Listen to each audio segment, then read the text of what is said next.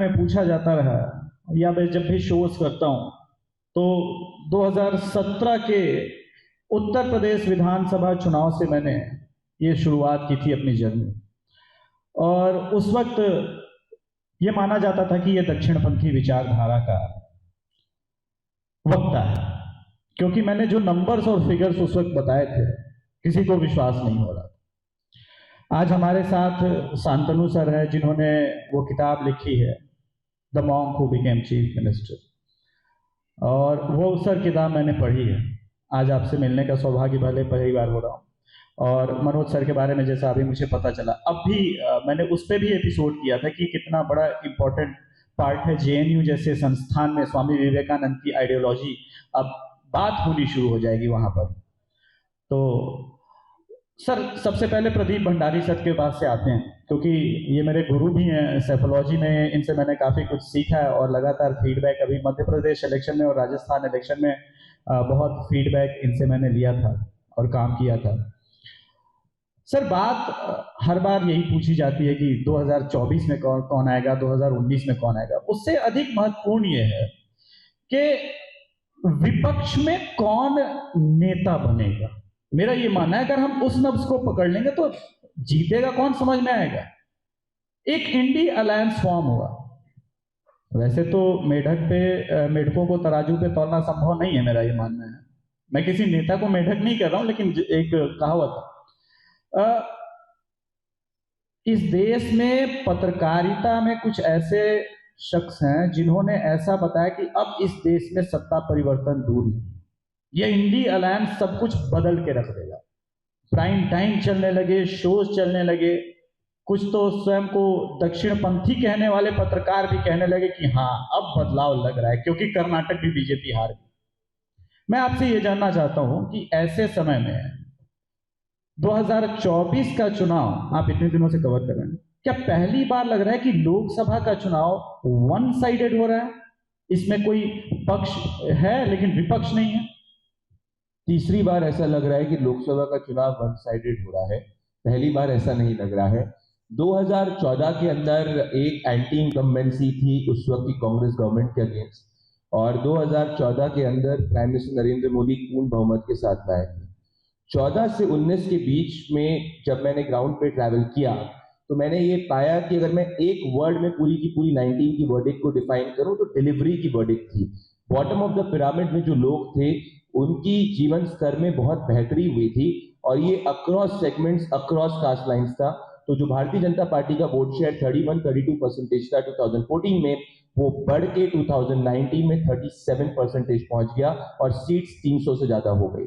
अब run up to 2024 के अंदर जो सेंटिमेंट इस वक्त ग्राउंड के अंदर है वो एक sentiment of joy, sentiment of आनंद है देश के अंदर, क्योंकि प्रभु श्री राम के मंदिर बनने के बाद में ग्राउंड पे, भले वो अयोध्या के अंदर अगर मैं बात करूं, भले तेलंगाना से मैं मिला 50 इयर्स का आदमी अक्रॉस बस से आया अयोध्या में और बोला कि मेरी 2 जनरेशन इंतजार कर रही थी राम मंदिर बनने के लिए और बन गया। कैमरे पे प्राइम मिनिस्टर नरेंद्र मोदी के सामने साष्टांग प्रणाम करते हैं। काशी तमिल संगम में जो तमिलनाडु से लोग अयोध्या के दर्शन करने आए, उनको हिंदी समझ में नहीं आती थी, उनसे इंग्लिश में बात की, उन्होंने बोला we are getting goose bumps. So अगर मैं इस देश के अगर पर्सपेक्टिव को देखूंगा तो कोई भी ऐसा स्टेट नहीं है जहां Bharatiya Janata party prime minister Narendra Modi की लीडरशिप में 2019 से वीक स्थिति में, इनफैक्ट स्ट्रॉन्गर है। उत्तर प्रदेश में 2024 में 2019 से ज्यादा स्ट्रॉन्गर है। इनफैक्ट स्थिति यह है कि जब मैं रायबरेली के अंदर गया था तो लोग रायबरेली में चाहते हैं कि सोनिया गांधी इस बार चुनाव नहीं, अगर ग्राउंड पर अगर आज पोलिंग हो जाए तो सोनिया गांधी चुनाव हारेगी।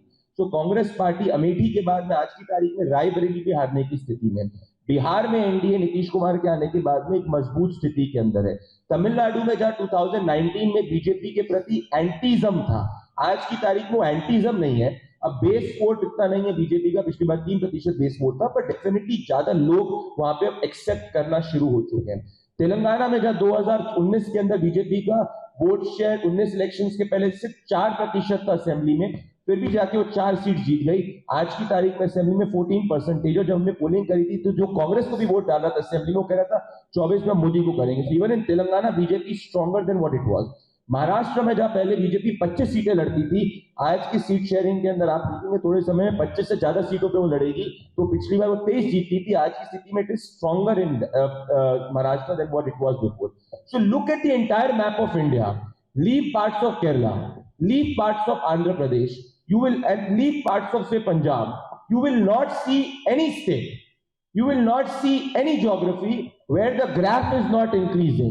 So I cannot tell you seats for sure, but I can tell you with affirmation कि 2024 में प्रधानमंत्री नरेंद्र मोदी का जनाधार 2019 से ज्यादा होगा, ये आप नोट करिएगा। और मैं पिछली बहुत समय से ये कह रहा हूं, 2019 में जब मैंने 300 प्लस कहा था, somewhere end of February, people did not in the start, BJP वाले नहीं मान रहे थे, बट मैं जब ग्राउंड पे ट्रैवल कर रहा हूं, मैं ये बात को देख रहा हूं कि 24 के अंदर मोदी जी को जितने वोट्स 19 में पड़े थे, उससे ज्यादा वोट्स 24 में पड़ेंगे। अब सीटें कितनी आएंगी वो जब हम लोग सीट वाइज एनालिसिस कर रहे हैं, it will take a month and we will come with it, but it's for sure there. अब आपने एक छोटी सी बात की और 10 सेकंड में अपनी बात को खत्म करूंगा कि विपक्ष में नेता कौन है। विपक्ष में सवाल मैं ये नहीं पूछ रहा हूं, जनता पूछ रही नेता बनने लायक कौन है।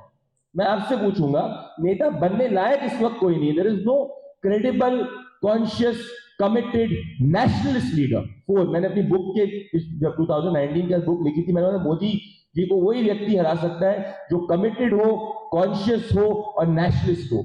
ये तीनों गुण जो है किसी भी नेता के अंदर आज की तारीख में नहीं आते हैं। इसीलिए ये अलायंस जो डे 16 फिक्शनल अलायंस था, काल्पनिक अलायंस था, that alliance has broken. It was always an alliance which was always a political ventilator, and that political ventilator the oxygen is taken away with Nitish Kumar joining the NDA. It's as simple as that. मेरे पास message आ गया है कि Manish sir को पहले निकलना है थोड़ा सा। मनीष सर प्रवक्ता भी हैं भारतीय जनता पार्टी के, और उत्तर प्रदेश वो स्टेट है जहां से ही तो दिल्ली पहुंच सकते हैं, दिल्ली का तो और कोई रास्ता निकलता नहीं है। 80 लोकसभा सीटें हैं। भारतीय जनता पार्टी के प्रवक्ता से मैं थोड़ा सा टफ क्वेश्चन पूछने वाला हूँ। टफ क्वेश्चन ये है कि सर आप लोग 80 की 80 जीतेंगे या 75 पे अटक जाएंगे? देखिए, सर्वप्रथम तो मैं प्रभु श्री राम के भाई लखनपुर, जिनके नाम पर ये लखनऊ है, उसमें आए हुए सभी अतिथियों का स्वागत करता हूँ, इसलिए कि मैं यहीं से हूँ और सभी लोग कहीं न कहीं से आए हुए हैं, देश के अलग अलग स्थानों से आए हुए हैं, तो सबका हार्दिक स्वागत और अभिनंदन करता हूँ। और अगर मैं कहूँ सियावर रामचंद्र की जय, तो इसी से 120 सीटें हमारे हाथ में आती हैं। प्रभु राम का जन्म स्थान उत्तर प्रदेश और माता सीता का जन्म स्थान बिहार। यद्यपि मैं उत्तर प्रदेश सेंट्रिक ही कुछ कहने वाला हूँ, इसलिए कि लखनऊ में ये कार्यक्रम का आयोजन हुआ है, लेकिन 120 सीटें हम लोग उत्तर प्रदेश और बिहार से ही जीत लेंगे। बस सियावर रामचंद्र की जय कहते रहिए आप लोग सब लोग। देखिए, अब की बार 400 पार, ये नारा नहीं, हकीकत है। और अभी प्रदीप जी ने देश के विभिन्न राज्यों का अपना जो उनका एनालिसिस है उसको सामने रखा है, और सवाल खड़ा करने वाले लोग 14 में भी सवाल खड़ा कर रहे थे, 2019 में भी कर रहे थे, आज भी कर रहे हैं।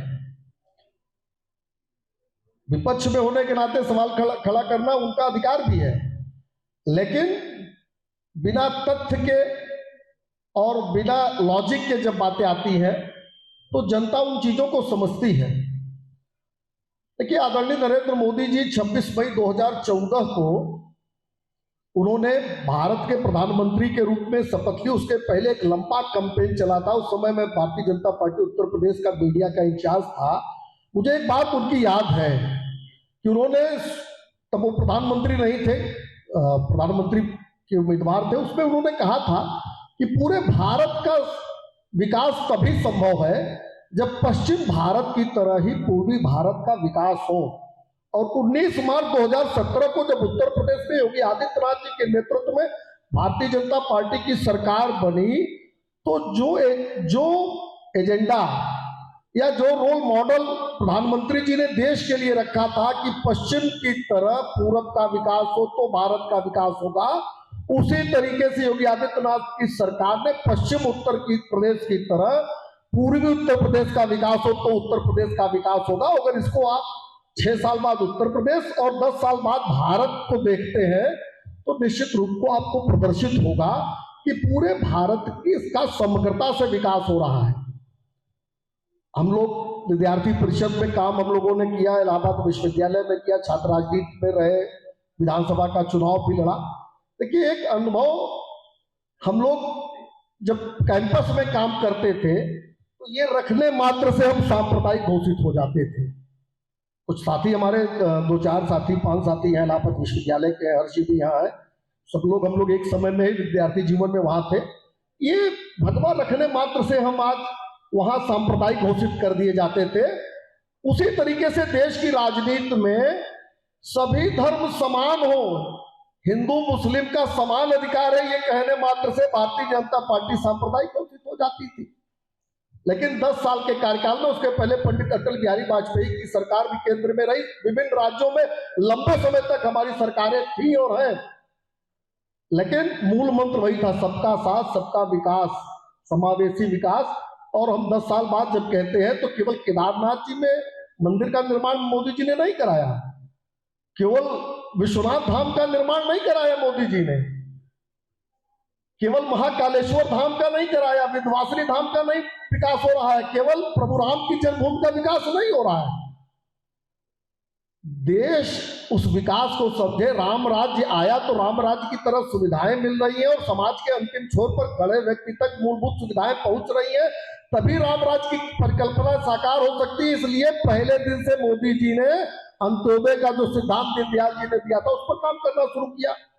आज हम जब बैठे तो उत्तर प्रदेश में 55 लाख आवास, मैं उत्तर प्रदेश की क्यों आंकड़े देता हूं, 55 लाख आवास प्रधानमंत्री आवास योजना के अंतर्गत गरीबों को मिला है। 1,75,00,000 उज्ज्वला के अंतर्गत गैस का कनेक्शन मिला है। 1,58,00,000 बिजली का कनेक्शन उत्तर प्रदेश में मिला है, विद्युत कनेक्शन मिला है। आप लोग को लग सकता है कि ये बड़ी बात नहीं है, लेकिन जो लोग सामाजिक क्षेत्र में काम करते हैं, 19 मार्च 2017 के पहले उत्तर प्रदेश में घरेलू कनेक्शन के लिए भी जेई और लाइनमैन के पीछे भागना पड़ता था, कुछ न कुछ देना पड़ता था। जिसने भी 19 मार्च 2017 के पहले उत्तर प्रदेश में जिसने भी कनेक्शन लगवाया होगा, ये व्यवहारिक बात मैं कर रहा हूं, 1,75,00,000 गैस का कनेक्शन छोटी बात नहीं होती है एक राज्य में, उत्तर प्रदेश जैसे राज्य में। आपको याद है 26 मई 2014 के पहले लाइनें लगती थी गैस के लिए लोगों की। आज हर घर नल से जल पहुंचे, इसके लिए काम हो रहा है उत्तर प्रदेश और देश में। यानी सड़क, बिजली, पानी, किसी भी व्यक्ति की मूलभूत आवश्यकता होती है। सर पे छत हो, घर में बिजली का कनेक्शन हो, गैस का कनेक्शन हो, पेट में अनाज जाए, उसकी सुरक्षा हो, और गरीब हो, अगर गरीब है तो उसके लिए सबसे बड़ा चैलेंज रहता था उसका स्वास्थ्य। एक किसी गरीब घर में एक व्यक्ति को बीमारी हो जाती थी तो घर बार बिक जाया करता था, एक कल्याण को रेहन रखना पड़ता था।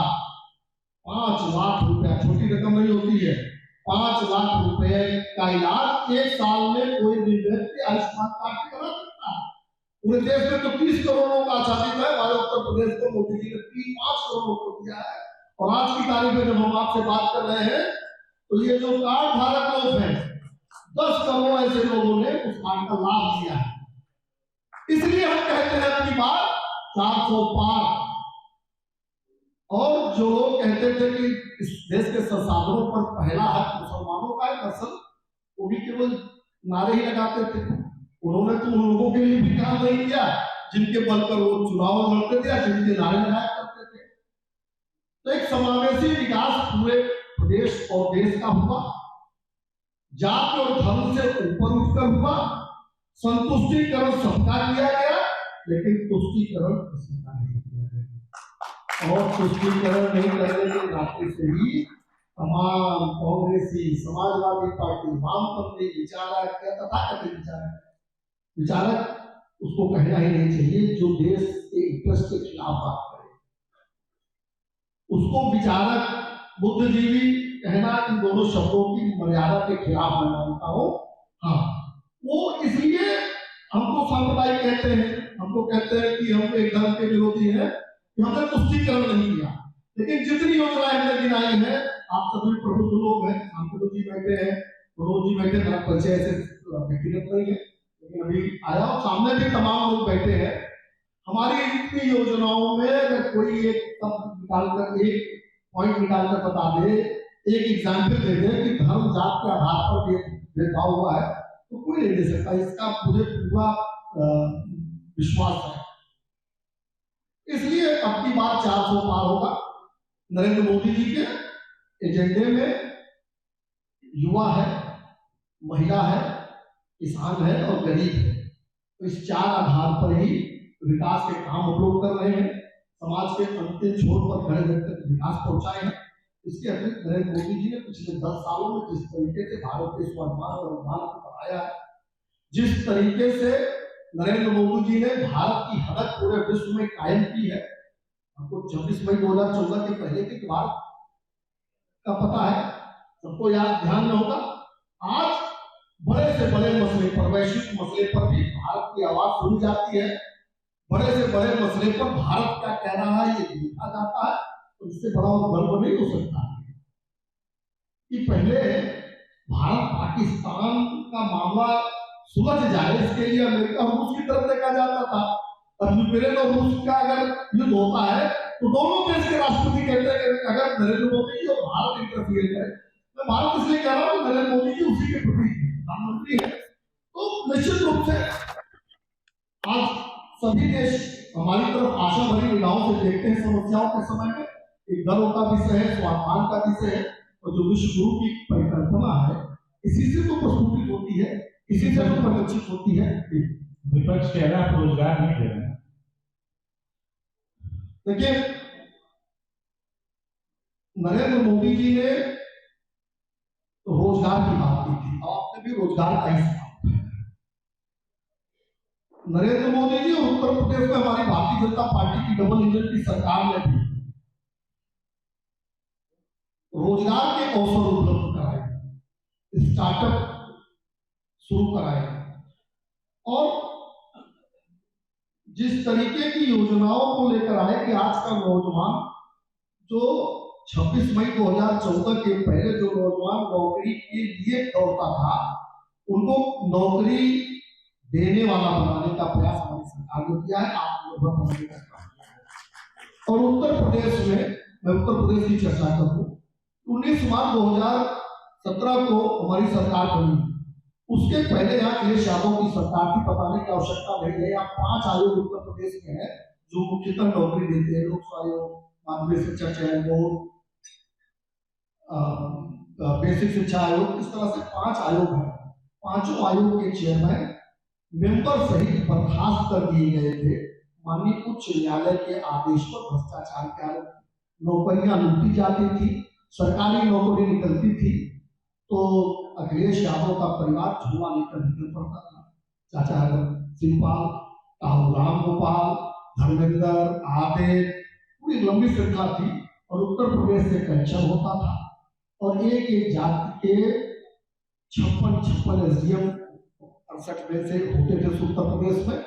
हमारी सरकार बनने के बाद करीब 7 लाख सरकारी नौकरियां मिली है नौजवानों को, पारदर्शी तरीके से मिली है।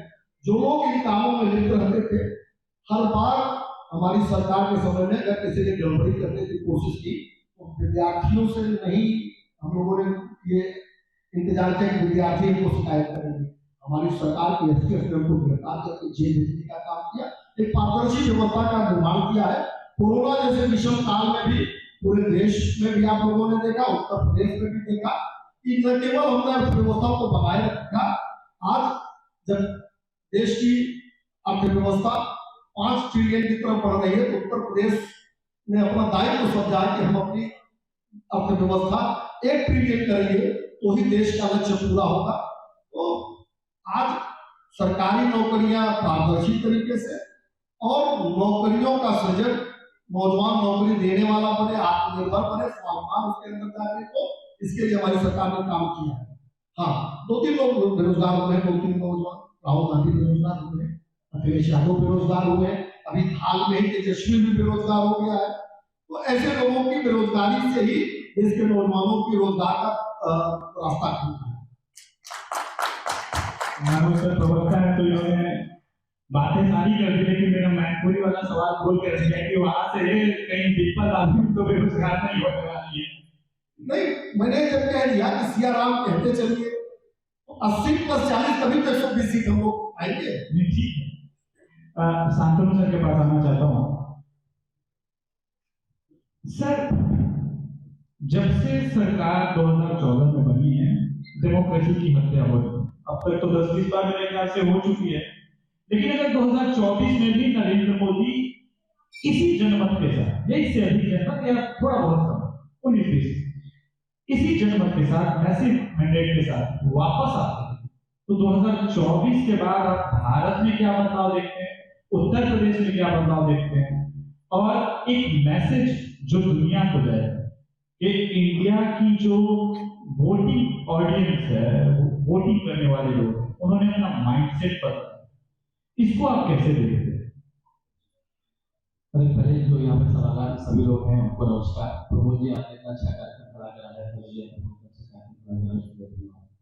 देखिए, भारत का स्वर्णिम काल तो चल रहा है, जैसे नरेंद्र मोदी जी कहते हैं यही समय है, सही समय है। हम लोग गुरु वशिष्ठ न्यास के कार्यक्रम में, आशीर्वाद से कार्यक्रम में है। अभी हम लोग जब प्राण प्रतिष्ठा में गए तो महर्षि वाल्मीकि एयरपोर्ट पे उतरे, व्यास जी के तहखाने में पूजा चल रही है। ऐसा कहा जाता है कि ऋषियों की पूजा होती है, ऋषियों का सम्मान होता है, वो देश प्रदेश में सफल होगा ही होगा। तो वहां से बात शुरू करूंगा। मैं भी 3 महीने ऑक्सफोर्ड में फेलोशिप में था और मैंने महाराज जी की किताब में कई कार्यक्रम करे, पार्लियामेंट में, ब्रिटिश पार्लियामेंट में कार्यक्रम करा। वहां देखा कितनी उत्सुकता है लोगों को मुझे सुनने के लिए, क्योंकि जब मैंने किताब लिखी केवल उसके लिए, और नरेंद्र मोदी जी के इस बारे में सुनने के लिए आंकड़ा उनको हमसे ज्यादा अच्छा लगा। विदेश में बैठा हुआ जो हराई है उसको भारत का एक आंकड़ा अलग तरह से जुड़ा।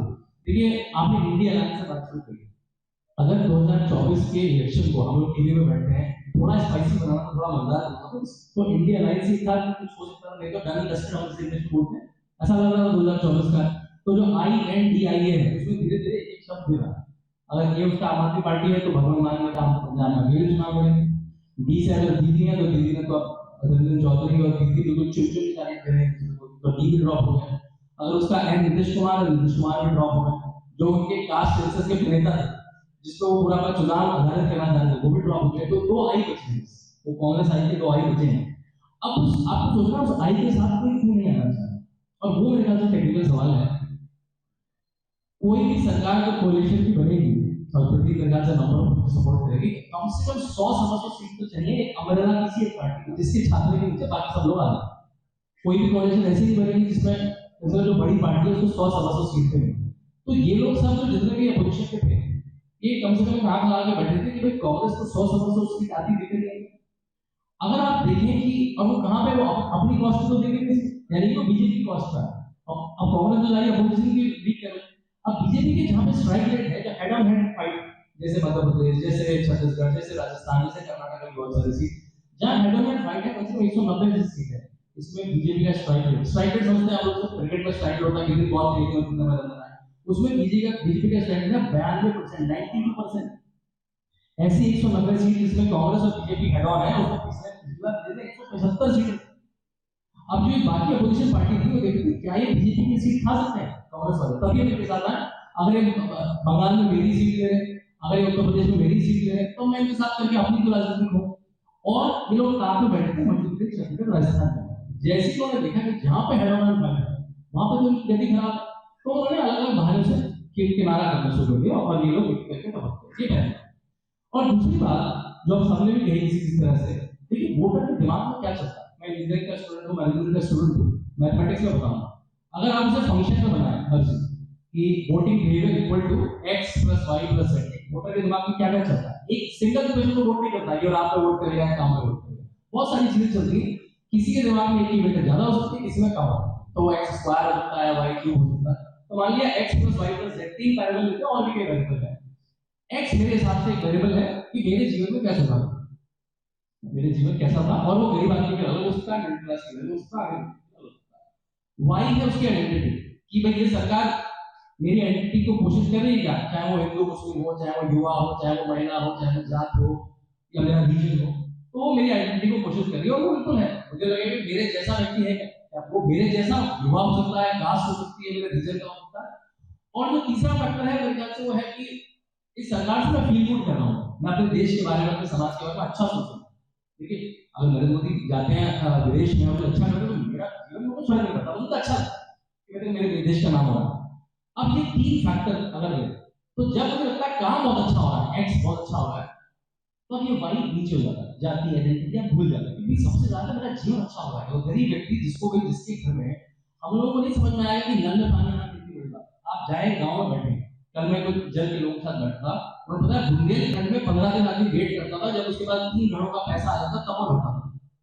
अब इस व्यक्ति के दिमाग में सोचिए, मेरे ख्याल से हम लोग अक्सर ऐसे घरों से जहाँ नलों में पानी आता था, मैं तो ऐसे घर से हूँ, छोटे घर से, और नल में पानी आता था बचपन से। कभी मुझे भर के पानी में नहाना, कभी हुआ कि 5 दिन पानी नहीं आया, मोटर खराब हो गई, मोटा मोटा घर में पानी आता, हम लोग समझ भी नहीं पाएंगे बात का। गाँव में जाके देखें, जब आपके जीवन का 1 घंटा 2 घंटा केवल परिवार का केवल नल में पानी लाने में आता है, घर में पानी लाने में आता है, उसके जीवन में बदलाव। अगर आपके घर का, आपके दिन का 1-2 घंटा केवल लकड़ी लाना, गोबर के कंडे बनाना और उसको धुआं, एक दिन में अगर 3 बार खाना बनता है तो 100 सिगरेट पीने के बराबर। जो महिलाएं 40-45 साल में उनको फेफड़ों की बीमारी होती है, उससे कुछ हम लोग को नहीं समझ आया, हम तो बचपन से कोई ना कोई तरह का गैस चुनाव करते थे। तो ये पहला जो फैक्टर है कि एक्स में मेरे जीवन में क्या बदलाव आ रहा है। मिडिल क्लास है, उसका इन्फ्लेशन मैनेज रहा है, तो कोरोना बीमारी हुई तो कैसे मैनेज हुई। जो अपर इनकम क्लास है, कितनी यूनिकॉर्न बनी, ईज ऑफ डूइंग बिजनेस कैसा हो। तो और वो देखता है, अगर कुछ चीज कम भी हुई तो वो देखता है कि अगर ये सरकार ने तो दूसरी से अच्छा कर पाएगी, मान लीजिए जॉब है नहीं, वो अलग बात, उस पर डेटा दे सकते हैं, कोई कहेगा ईपीएफ का डेटा देखो, कोई कहेगा आईएलओ का डेटा देखो, लेकिन क्या दूसरा इससे बेहतर कर पाएगा, जैसे ट्रेड ऑफ करते हैं, ये अच्छा है वो अच्छा। तो ये जो फैक्टर है मेरे ख्याल से, इसलिए जो वोटर के दिमाग में इक्वेशन बन चुकी है वो सॉलिड है उसका। अब यहाँ पे सारे पैरामीटर ऊपर है, काम भी अच्छा हो रहा है और आपकी आइडेंटिटी की कोशिश हुई। तो राम का नाम और काम मिला के मेरे ख्याल से जब प्रतीक ने कहा कि 2014 में 31% वोट मिला भाजपा को, अकेले एनडीए के साथ और ज्यादा होगा, फिर वो आते आते 6%, 6.5% रहा, 37% हो गया। इस बार मुझे लगता है भाजपा का अपना वोट करीब 40% छुएगा, लेकिन एक भाजपा के साथ एडवांटेज है, भाजपा कम वोट परसेंटेज में ज्यादा सीट 31% पे सबसे न्यूनतम वोट शेयर है जिसमें किसी भी पार्टी को भारत के इतिहास में मेजोरिटी 272 से ज्यादा सीट मिली। इससे कम वोट परसेंटेज आया था मेरे ख्याल से 67, जब 40% वोट शेयर में 23 सीट मिली थी कांग्रेस, क्योंकि भाजपा का वोट स्प्रेड आउट है, इफेक्टिव वोट है। तो ये कहना चाहूंगा मेरे ख्याल से वोट शेयर बढ़ेगा, और वो सीटों में कैसे तब्दील होगा वो तो बस बात बोल सिस्टम में थोड़ी जटिल प्रक्रिया है, लेकिन वोट शेयर तो बढ़ेगा। और एक बात और कहूंगा 10 सेकंड, भाजपा उन स्टेट्स में जो मेहनत दिखाती है, जहां पे उसको लगता है कि हम सीट नहीं जीत पाएंगे, एक आध सीट जीत पाएंगे, और केरला में वो ले लिया कि पीसी जॉर्ज को ले लिया, एंटनी को ले लिया, वो तमिलनाडु में अपने कद्दावर नेता अरविंद मेनन को प्रभारी बनाती है, जो संगठन मंत्री रहे उत्तर प्रदेश के लंबे समय तमिलनाडु में।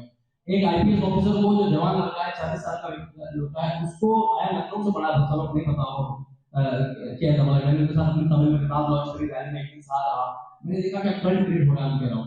तो उन क्षेत्रों में कभी 6% हो गया, 10% लाइन, 10% होगा 15% लाइन, तो उन जगहों पे भी बिल्कुल कसर नहीं छोड़ दिए, जहां पे उसको लगता है कि सीट कन्वर्ट नहीं भी होगी तो कम से कम इलेक्शन ऐसा टाइम है मतलब वोट परसेंटेज होगा। तो ये मेहनत से मेहनत अगर मैच करेगी पोजीशन, तभी लोग कुछ इस कॉन्टेस्ट में दिखेंगे।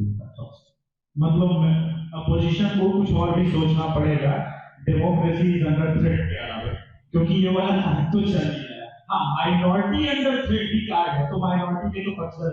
वैसे एम कार्ड से मुझे एक और कार्ड याद है जो सर ने भी बोला। सर मैं 2019 में बिहार का भ्रमण कर रहा था, क्योंकि बिहार से हूँ और अब ये बताने की आवश्यकता नहीं कि क्या कितना पिछड़ा था। तो जो शौचालय वाला फैक्टर है सर, जहां पर महिलाएं, एम फैक्टर, महिलाएं वो सुबह सूर्य उदय से पहले खेतों में जाती थी और फिर सूर्य अस्त के बाद जाती थी। ये पीड़ा सिर्फ महिला समझ सकती है, शायद शहरों में रहने वाले जिनके पास आराम से शौचालय है वो ये बात नहीं समझ सकते। लेकिन मैंने उस दिनों में जो शांतनु सर बता रहे हैं नल के संदर्भ में, वो पेट मैंने उस दिन फील किया था। मैं मनोज सर के पास आऊंगा। सर अभी सर ने कहा कि शांतनु सर ने बीजेपी लेयर्स में काम कर दिया। 2009 में भी मोटा मोटी यही वोटिंग करने वाले लोग आडवाणी जी उस वक्त रथ यात्रा लेकर के निकले पूरी तरह से आगे, क्योंकि किसान लोन वगैरह जो भी मुद्दा रहा हो उस वक्त। लेकिन उस समय बीजेपी की हार को जो मीडिया ने दिखाया कि मैनेजमेंट फेलियर, नेतृत्व का फेलियर वगैरह, आखिर आप लोगों ने 2014 से 2024 तक आते आते, क्योंकि आपने सरकार के अंदर रह के बहुत काम किया है, मैं ये समझना चाहता हूँ क्या वो परिवर्तन आपने रिसर्च किया कि क्या क्या परिवर्तन होना चाहिए, वो क्या हो गया कि 2009 में जो वोटर 209 सीट कांग्रेस को दे रहा था, अब वो प्रमुख विपक्ष भी न्यूज बना, ये क्या आपने मैजिक चलाया? देखिए, सबसे पहले तो मैं, क्योंकि आपका जो सवाल है बहुत अच्छा सवाल है, क्योंकि पास्ट का है, हिस्टोरिकल है और उसमें बहुत सारे रिसर्च आ चुके हैं। लेकिन उसके जाने से पहले मैं यहाँ सबसे पहले, चूंकि आज जिसके काम दरबार का जो आयोजन हो रहा है और कल की जो घटना घटी है, मुझे लगता है कि शायद राम दरबार का ही दबाव था, जो कि कल के दिन ये राम दरबार शुरू हुआ और हमारे जो इस रथ यात्रा के जिनको सोमनाथ से जो लेके चले थे और उसको केंद्र सरकार ने जिस प्रकार से जो दिया है, सब हम सब लोगों की, और मुझे लगता है कि चूंकि उत्तर प्रदेश उसकी एक प्रयोगशाला है, यहाँ का बच्चा चूंकि मैं बोलता बिहार से हूँ, तो हम लोग छोटे थे उस समय जब ये सारी चीजें चल रही थी, तो उस समय सीडी और ये जो रिकॉर्डिंग जो आता था तो देखते थे। तो जो कल की जो घटना घटी, मुझे लगता है कि आने वाला जो भारतीय राजनीति है उसमें बहुत ही माइलस्टोन मैसेज देने वाला है, और उसके लिए मैं सबसे पहले प्रमोद जी को बधाई देता हूँ कि प्राण प्रतिष्ठा के बाद से लखनऊ में अभी 1 महीना पूरा नहीं, आपने ये जो संगोष्ठी, मुझे लगता है इसे राम दरबार करके मैं अभी तक एकेडमिक सेमिनार बहुत जगह गया, लेकिन ये वर्ड इस तरीके का कॉन्फ्रेंस मुझे देखने को नहीं, शायद यहाँ हमारे जेवी के प्रोफेसर सर बैठे हुए कल हमारे गुरु भी हैं, तो वो भी देश विदेश में जाते हैं और वेस्ट बंगाल में जाते हैं, सब जगह देखते हैं। ये जो वर्ड, मुझे लगता है कि इसका श्री गणेश हो चुका है, इसी से मैं जोड़ूंगा क्योंकि आपने 2009 की बात की, एक और है उसमें जो आपने श्री राम दरबार वाली बात बोली, उस वक्त तो इसी में से बहुत सारे लोग होंगे जो ये मानते थे कि नहीं वहां तो हॉस्पिटल बना देना चाहिए, हम उस नैरेटिव का ठहर गए थे। तो आप वहां से कंटिन्यू कीजिए कि क्या नैरेटिव बदल गया। नैरेटिव बेसिकली, मैं चूंकि एक एकेडमिशियन और एकेडमिशियन का जो काम होता है ब्रेन स्टॉर्मिंग करना, समाज की जो सच्चाई है उसको लेके आना, लेकिन स्वतंत्रता के बाद से, इंडिपेंडेंस के बाद से जिस प्रकार से एकेडमिक नैरेटिव को बनाया, इट इज नॉट नेचुरल, वो नेचुरल नहीं था, वो आर्टिफिशियल था। उसको नेहरू जी जब प्रधानमंत्री बने, क्योंकि हम सब जानते हैं कि उसके पहले हम 200 साल के गुलाम है, उससे पहले मुगल इन्वेडर आया, और जिस प्रकार से शोषण किया, और उस शोषण के बाद एक पर्टिकुलर समाज को, जब जेएनयू में एज स्टूडेंट आया था तो आते ही मैंने नारा सुना ब्राह्मणवाद हो प्रभाव। तो ये जो नैरेटिव है, क्योंकि देखिए हमारी जो अर्थव्यवस्था रही वो कहीं ना कहीं काम पे आधारित कर रही है, और उस काम के आधार पे आप देखते हो कि जो पढ़ाने का जो काम करता था उसी के घर के लोग पढ़ाते थे, जो कारपेंटर का काम कर रहा था उसी को काम करते थे। तो ये अर्थव्यवस्था कहीं कोई ऐसा इज्म बनाया नहीं गया, लेकिन जिस प्रकार से स्वतंत्रता के बाद से इन सब चीजों को दूर करना चाहिए था, उस समय जो एकेडमिया जो जगत था उसमें कहीं ना कहीं जो एक हम सब जानते हैं कि भारत की राजनीति में एक्सटर्नल फोर्सेस हमेशा से रोल प्ले किया है। भारत को सोने की चिड़िया कहा जाता है, इसका मतलब ये नहीं कि सोने की चिड़िया है, क्योंकि यहाँ पे सब कुछ था। हमने कभी भी इंपीरियलिस्टिक अप्रोच नहीं रखा, हमने अपने सांस्कृतिक जो मूल भाव है उसको लेके आगे बढ़ने के लिए काम किया। लेकिन क्योंकि जो इंडिपेंडेंस के बाद जो इस सेक्टर में काम होना चाहिए था, किसी सरकार ने नहीं किया, क्योंकि हम सब जानते हैं कि अगर जब देश इंडिपेंडेंस हुआ उस समय जब 1600 में जब ब्रिटिशर्स यहाँ पे आए थे, तो हमारा विश्व की अर्थव्यवस्था में जो इकोनॉमिक जो कंट्रीब्यूशन था वो शायद 25 से 30% का था पूरे वर्ल्ड इकोनॉमी। और जब वो यहाँ से गए तो मात्र 3-3.5% छोड़ के गए। तो आप समझ सकते हैं 200 साल क्या उन्होंने मुझे सिविलाइज किया या हम पे रूल किया, हमारा एजुकेशन सिस्टम समाप्त किया, हमारा डोमेस्टिक सिस्टम समाप्त किया, हमारे कास्ट का जो ओरिजिन जिस तरीके से उन्होंने डिवीजन किया सोसाइटी में, आज हम दल सब तक झेल रहे हैं। लेकिन जिस प्रकार से नरेंद्र मोदी जी, मनीष जी बोल रहे थे कि यूपी की जो 80 की बात कर रहे हैं, तो ऑब्वियस है कि आज तक इस देश का कोई ऐसा प्रधानमंत्री नहीं बना जो इस विजन के साथ चलता है, जो किसी कास्ट की नहीं बात कर रहा, जो किसी रिलीजन की बात नहीं कर रहा, वो सबका साथ सबका विकास। कहने में बड़ा सिंपल लगता है, सबका साथ सबका विकास, लेकिन आप इसको प्रैक्टिकली जब पॉलिसी पे बैठते हैं, जब आप बनाते हैं, जब आपको दिखता है कि मेरा वोट है कौन, और मुझे बड़ा गर्व हो रहा है कि जो कॉन्फिडेंस है सरकार नरेंद्र मोदी जी इस बजट को देख के कोई नहीं कह सकता है कि ये चुनाव में जाने वाली बजट है। जिस तरीके से कॉन्फिडेंस दिखा है उसमें कहीं पॉपुलिज्म नहीं है, उसमें वो दिखाया जा रहा है जिस तरीके से वो काम करें तो उनको पूरा कॉन्फिडेंस है कि हम जिस तरीके से काम किए हैं 2014 से लेकर अभी तक उसी के आधार पर जनता के बीच में जा रहा है और इस जनता इस चीज को एक्सेप्ट करे। जैसे अभी सांसद जी बोल रहे थे कि 400 तक आ सकता है, पटली जी बोल रहे थे कि 190 सीट का जो आपने बोला कि खड़गे जो अपोजिशन बोल रहा है, तो ये मुझे लगता है कि ये जो टॉप चुना गया है, मुझे लगता है कि देश में अभी पटली जी बोल रहे थे कि ऐसा 3 बार, लेकिन मैं इसमें एक चीज और ऐड करूंगा क्योंकि कोई भी सरकार जब काम करती है तो वो चाहती है कि हम अगली बार सत्ता में कैसे करें। लेकिन इस सरकार का अगर आप नीति 2014 से लेकर अभी तक उसने इस चीज को हमेशा पीछे रखा कि हमें अगली बार सरकार में कैसे आना, इसको ध्यान में नहीं रखा, बल्कि हर व्यक्ति का कैसे विकास हो उस पर काम किया। और मैं थोड़ा सा पीछे 2009 वाली जो बात है, क्योंकि अटल जी का एक बहुत बड़ा योगदान है इस भारतीय राजनीति में, उसको कोई भूल नहीं सकता। और जिस प्रकार से उन्होंने एनडीए उस समय जो पार्टी का गठबंधन था और वो जो चुनाव में किया, तो मुझे लगता है कि अटल जी का लोग हर व्यक्ति बोलता था कि good man but is not good political party, ये सारे लोग बोलते थे। तो आप समझ सकते थे ऐसा नहीं था।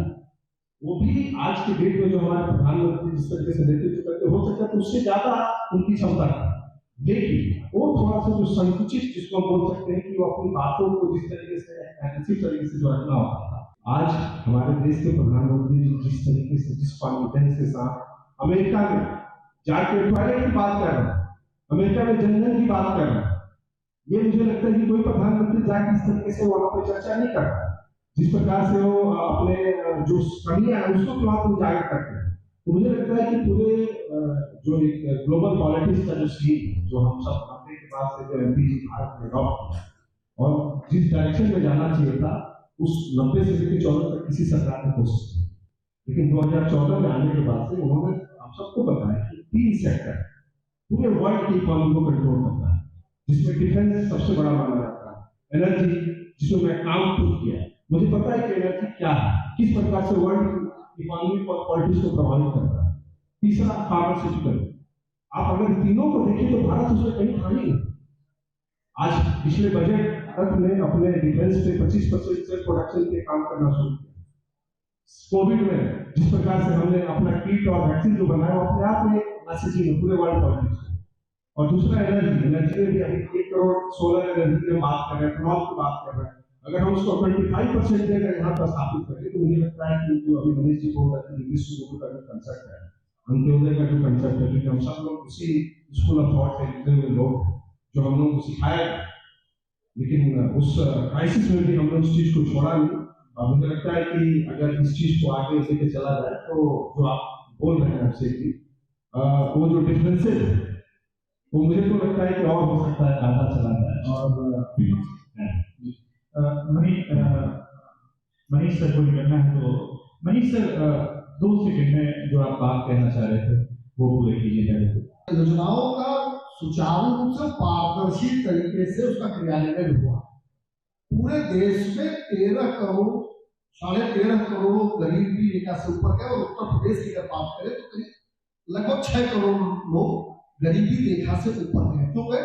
क्योंकि जो योजनाएं थी यही मापदंड होते हैं गरीबी को निर्धारित करने के। देश के प्रधानमंत्री कहते थे कि 15 पैसे पूछता है कि 1 रुपए दिल्ली से चलता है, और मोदी जी ने जब जनधन खाते खोले तो सभी ने उसका विरोध किया। सभी ने सवाल खड़ा किया कि सामान्य खाते तो चल नहीं पाते, जो फ्री के खाते खोले वो कैसे चलेंगे? क्योंकि उनका विजन क्लियर था कि जब डीबीटी से पैसा हम भेजेंगे योजनाओं का तो सीधे लाभार्थी तक पहुंचेगा।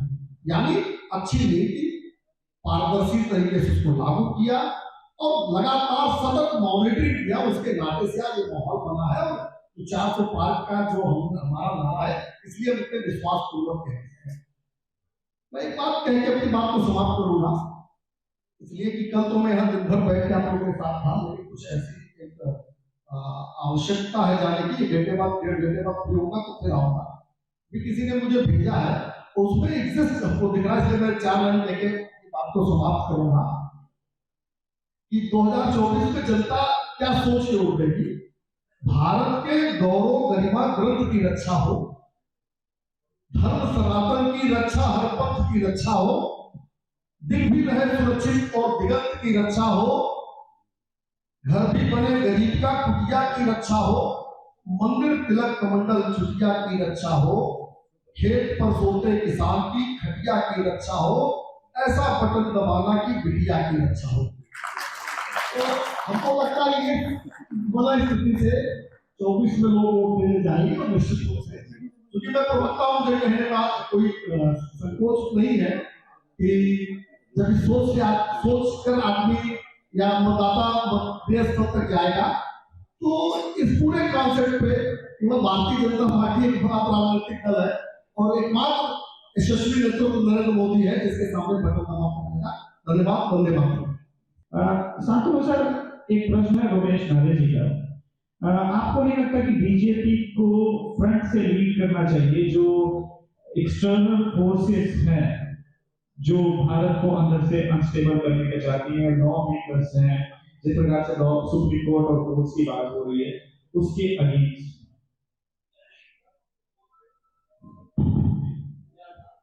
देखिए पिछले 10 साल में बहुत सारा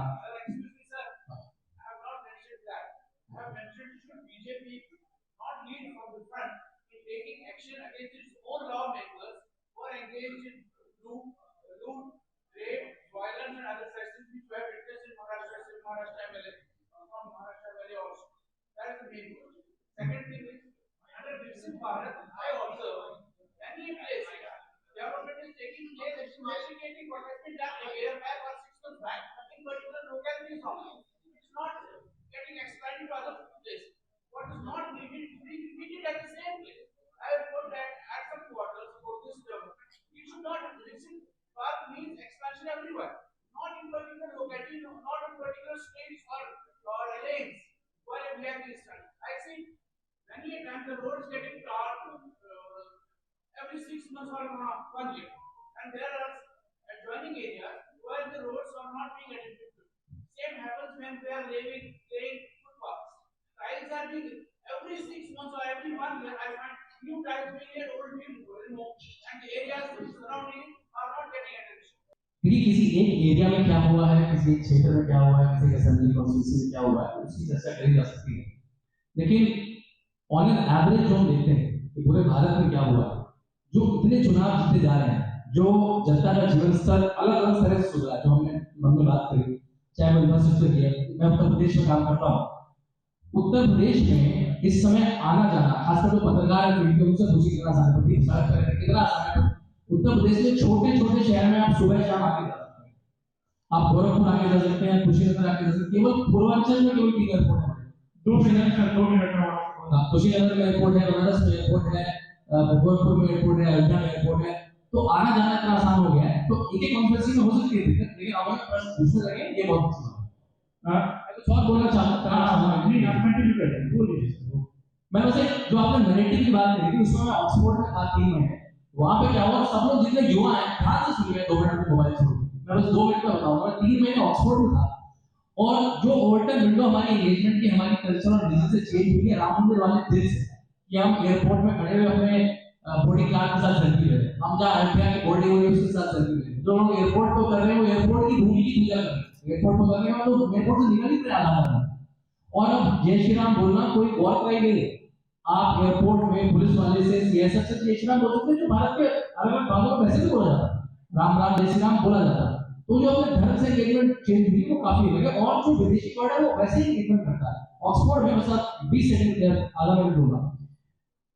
ऑक्सफोर्ड में था, मैं सेंट क्रॉस कॉलेज में बाकी में एक दिन कोई विदेशी प्रोफेसर आए, उन्होंने कहा कि Narendra Modi India should be for everyone not only for Hindus, मतलब नरेंद्र मोदी का बात हो गया हिंदुओं के लिए। तो मैंने कहा आप कैसी बात कर रही हैं, तो क्लास में क्रॉस वाला, मैं क्लास में बैठा था तो बड़ा क्रॉस वाला। तो उन्होंने बोला नहीं आप डिबेट को छोटा कर रहे हैं, इस कमरे की डिबेट नहीं है, तो मैं व्यापक रूप से कह रहे हैं लार्जर डिबेट और ट्रिविलाइज का टॉपिक। मैंने कहा ऑक्सफोर्ड यूनिवर्सिटी का ऑफिशियल चर्च है, यदि कमरे से बाहर निकलते हैं यूनिवर्सिटी में पहुंचते हैं। ऑक्सफोर्ड यूनिवर्सिटी में करीब 32 कॉलेज हैं, एकेडमिक कॉलेज, जैसे सोमरहिल कॉलेज से इंदिरा गांधी पढ़ी, ऐसे बड़े बड़े कॉलेज हैं। हर कॉलेज का अपना चैपल है, हर कॉलेज का अपना चैपल है, हर कॉलेज का अपना क्वायर ग्रुप है, उनके क्वायर कॉम्पिटिशन होते हैं। पर जब वो चीज क्या तो आपके यहाँ तो हर कॉलेज के अंदर बड़ा चर्च है, हर जैसे सोचिए डीयू के हर कॉलेज में बड़ा ऑफिशियल मंदिर होगा, ठीक है। मैंने नहीं इट्स नॉट ऑक्सफोर्ड डिबेट, मैंने आपकी कंट्री का जो आपकी रानी है, अब वो राजा हो गए, उसका हेड, वो हेड ऑफ द चर्च भी है, हेड ऑफ द स्टेट भी है। आपको पता है जो वहाँ की राज्यसभा है जिसको हाउस ऑफ लॉर्ड्स बोलते हैं, उसमें 22 पद चर्च ऑफ इंग्लैंड के लिए रिजर्व है, उसके 22 पादरी वहाँ बैठते हैं। लेकिन क्या ब्रेजन अबाउट इट, कॉर्पोरेट है, हमारी ऑफिशियल ट्रिप में चर्च जाना था। अगर कोई मैं विदेशी ग्रुप बुलाऊंगा भारत में, अगर मैं मान लिया 20 गोरे बुलाता हूँ, मुझे लगता है शायद मैं उनको किसी मंदिर लेके जाऊँ, वो किसी करने लगेगा, वो किसी को साबरमती ले जाते हैं, किसी को तमिलनाडु के मंदिर ले जाते हैं, किसी को, तो अच्छी बात है। और वो कह रहे हैं इंडिया में तो मेजॉरिटेरिज्म हो रहा है। मैंने कहा भाई आप क्रिसमस की छुट्टी देते हैं 10 दिन की, दिवाली की देते हैं ऑक्सफोर्ड में, आप ईस्टर की छुट्टी देते हैं 10 दिन की, तो अब ये तो ओल्डन विंडो में चेंज हो गया, हम भी बोलने लगे दूसरे ये देश है ऐसे ही चले। तो ये जो नैरेटिव में चेंज हुआ है, मैंने एक बहुत इंपॉर्टेंट है, मैंने 3 महीनों में देखा कि देयर ब्रेजन अबाउट है, वो अपफ्रंट है अपनी बात कह रहे हैं, लेकिन हमसे कह रहे हैं कि मैं तो अपनी तरह से रहूंगा लेकिन तुम्हें अपनी तरह से नहीं जीना। तो इस बात को मेरे ख्याल से समझने से अच्छा है। बहुत प्रदीप सर, एक स्पेसिफिक क्वेश्चन आपसे है। एक एलिगेशन है नरेंद्र मोदी की सरकार मीडिया मैनेज करके जीत रही, नहीं तो जीत नहीं पाती। और क्या आप देखते हैं कि इसका दूसरा कारण यह है कि मेन स्ट्रीम मीडिया साइडलाइन हो रहा है, क्योंकि सोशल मीडिया जिस प्रकार से विपक्ष के नैरेटिव को, और ये इंडिविजुअल्स हैं जो किसी पार्टी से जुड़े थे, मैं ऐसे हजारों लोगों को जानता हूं जो व्यक्तिगत रूप से बीजेपी से कहीं कोई कनेक्शन नहीं, लेकिन दूसरी तरफ किसान आंदोलन शुरू होता है और 24 घंटे के अंदर ट्विटर, फेसबुक, हर जगह उनका नैरेटिव बंद होता है। तो प्रॉब्लम कहां है विपक्ष की? पहले तो मैं अपनी बात शुरू करने से मैं 2 सज्जनों का चाहता हूं कि हॉल इस वक्त योगदान जानियों से उन्होंने पूरी कॉन्फ्लिक्ट करी। प्रमोद जी जो इस वक्त सामने खड़े हुए हैं, इतनी बढ़िया इन्होंने कॉन्फ्लिक्ट करी है, और अभी हम इस बीच से बात कर रहे हैं और कोशिश कर रहे हैं कि उनके लिए बहुत बुरा चैलेंज है कि यही सच्चाई सबको किया है। अब बात करेंगे कि एक चीज समझिए, प्रधानमंत्री नरेंद्र मोदी जी इस देश के पूर्ण बहुमत के प्रधानमंत्री हैं, पहले सनातनी फुल टर्म मेजॉरिटी प्रधानमंत्री हैं देश के इतिहास की। हमारे आजादी के बाद से इज द फर्स्ट सनातनी प्राइम मिनिस्टर जो पूर्ण बहुमत के साथ आए हैं, 2 बार आए और तीसरी बार आने के लिए कुछ ही दिन बचे हैं। अगर यही सेंटिमेंट रहा तो वापस से आएंगे। ये कोई मीडिया की वजह से नहीं आए हैं, ये पीपल ऑफ इंडिया की वजह से आए। प्रधानमंत्री नरेंद्र मोदी मीडिया के थ्रू अपनी बात को लोगों के जरिए कम्युनिकेट नहीं सिर्फ करते हैं, प्रधानमंत्री नरेंद्र मोदी जी का people to people direct contact है, वो हर बेनिफिशियरी के साथ में डायरेक्ट एंगेज करते हैं। उन्होंने media as the only intermediary between a politician and the people की लिंक को तोड़ दिया है, वो आज डायरेक्ट लोगों के साथ इंडिकेट करते हैं। मीडिया क्या चलाए क्या नहीं चलाए उसके बेसिस पे इस देश के चुनाव जो है वो नहीं जीते जाते हैं। अगर ऐसा होता तो मैगजीन जो 50 बार राहुल गांधी को रिलॉन्च कर चुकी है, वो 51वीं बार को प्रधानमंत्री बना देती है, छोड़ो अमेठी से चुनाव जिता देती, छोड़ो अमेठी से छोड़ के कुछ न कुछ दिला देती, पर नहीं करता है। मीडिया इस देश के मंतव्य को नहीं निर्धारित करता है। मीडिया की सिर्फ जिम्मेदारी ये रहती है कि जो देश सोच रहा है उसको रिफ्लेक्ट करे। वो दौर गए जब पत्रकार ये सोचा करते थे कि हम जैसा बोलेंगे वैसा देश सोचेगा।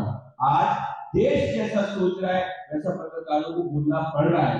जो ढोंगी है उनको दिक्कत इस बात की हो चुकी है क्योंकि वो लॉबिंग मिनिस्ट्रियल वर्ग को नीचे करते रहता है। फॉर इंस्टेंस मेरा कंटिन्यू ये देश पहली बार एक वीटो से शिफ्ट होकर दूसरे वीटो पे जाता है। ये देश पहले मुस्लिम वीटो माइनॉरिटी वीटो की पॉलिटिक्स में बिलीव करता था और उसके आधार पर पॉलिटिक्स शिफ्ट होती थी। तभी कांग्रेस पार्टी जो 10 करोड़ से 11 करोड़ के बीच का वोट पाई है, 2009 इलेक्शन में भी उतने वोट रहा है, 2014 इलेक्शन में भी कांग्रेस में उतने वोट रहा है, 2019 इलेक्शन के अंदर भी कांग्रेस में उतने वोट रहा है। इस देश में कांग्रेस पार्टी का वोट कम नहीं हुआ है। तो हुआ क्या इस देश में कि जितने भी नॉन कांग्रेसी वोटर हैं, मतलब जो ट्रेडिशनल नॉन कांग्रेसी वोटर हैं, वो सब प्राइम मिनिस्टर नरेंद्र मोदी के पास है। 2009 में 7 करोड़ 80 लाख वोटर ने बीजेपी को वोट किया था। 2014 में वो बढ़ के 15 करोड़ तक हो गए।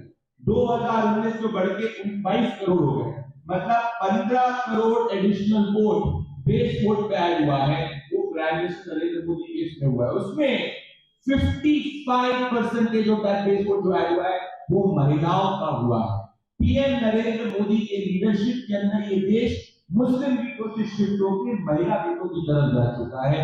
तो ये एक बहुत बड़ा परिवर्तन हुआ है। मतलब आज इस हॉल में जो अमीर अवंतरा या सरकारी तरह से सोचेंगी वो ज्यादा इंपॉर्टेंट होगा, इनका मंतव्य ज्यादा इंपॉर्टेंट होगा जैसे शांति गुप्ता और इनका। This is a huge change in code and women empowerment की बात की जाती थी। जहां आप कोई भी बड़े उठा के देखिए देश के अंदर, भले उस स्टेट इलेक्शन में इवन ऑपोजिशन जीती है, जहां महिलाओं ने वोट किया है वहीं और वहीं पे वर्डिक्ट शिफ्ट हुई है। और महिलाओं का वोट कोई धर्म जाति ये सब कम के बजाय उस पे मैटर करता है कि कौन से नेता ने मेरे परिवार के मेरे जीवन स्तर को इंप्रूव किया है। So for the first time the politics in this country, Congress की पॉलिटिक्स में आपको अपने मेरी ओपिनियन नहीं स्टार्ट बता रहा हूं, जो डेवलपमेंट डेप्रिवेशन की पॉलिटिक्स थी, जब डेवलपमेंट डेप्रिवेशन की पॉलिटिक्स होती है, कास्ट, अलग जाति, दूसरी आइडेंटिटीज ऊपर प्ले करती है, वो टू राइवलरी। इस सभागृह के अंदर में हर व्यक्ति को एक न्योता देना चाहता हूं, जिसको लगता है कि मैं बायस्ड हूं या मैं गलत बोल रहा हूं। आप सभी रायबरेली में 3 घंटे का समय व्यतीत करें। 17 बार वो इलेक्शन को सीट गांधी परिवार के पास रही है, एक बार को छोड़ दें राजराय के समय को तो सिर्फ सीट गांधी परिवार के पास रही है। सोनिया गांधी वो सीट कभी नहीं हारी है, अभी तक की स्थिति है।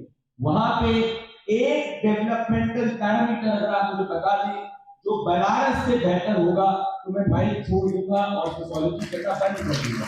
It's my opinion. I was shocked कि रायबरेली के अंदर सड़कें खराब हैं।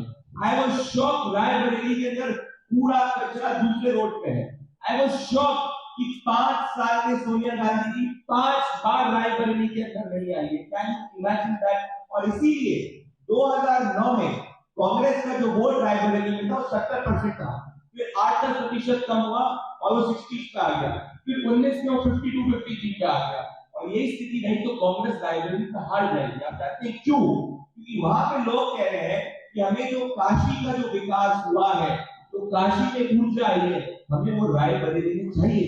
तो लोग कहते हैं कि गांधी परिवार को वोट करो, मैं उनसे सवाल पूछना चाहता हूं कि अगर कोई अपनी कॉन्स्टिट्यूएंसी को 17 टाइम्स सिलेक्ट होने के बाद भी अगर वहां डेवलपमेंट सरप्लस नहीं ला सकता तो फिर वो कैसे देश को करेगा? इसीलिए जो बर्थ ऑफ कम्युनल पॉलिटिक्स हुई है it is Congress, because we did not provide development and that's why Muslim एकजुट करो, कास्ट प्रोवाइड करो। Birth of caste politics is Congress, birth of development politics is Narendra Modi. That is why he is getting cross caste vote, and this is a huge change which has happened in the polity of this country. It's not about BJP Congress, it's good for India. This is what is a huge change. Thank you sir. अब सत्र का समापन करेंगे। आप सबके बहुत बहुत धन्यवाद, बहुत बहुत धन्यवाद हर्षवर्धन त्रिपाठी सर, बहुत बहुत धन्यवाद। श्री राम दरबार का जय श्री राम।